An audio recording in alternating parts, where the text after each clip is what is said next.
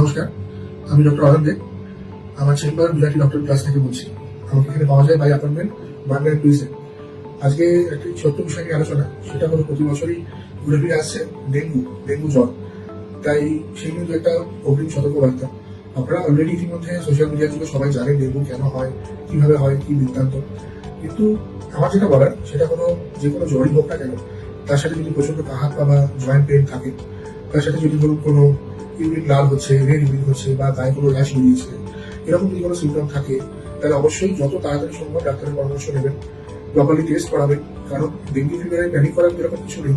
সেরকম early diagnosis না হয়ে যদি পরবর্তীকালে লেট ডায়াগনোসিস হয়, তাহলে কিন্তু অনেক কমপ্লিকেশন ডেভেলপ করতে পারে। সেজন্য অবশ্যই সতর্ক থাকুন। এ ধরনের কোনো ফিচার্স বা কোনো কমপ্লেন থাকলে অবশ্যই ডক্টরের কাছে গিয়ে পরামর্শ করুন, রিপোর্ট করিয়ে তাদের পরামর্শ মতো ওষুধ দিন। এটুকু মেনে চলুন, আশা করি ভালো থাকবেন।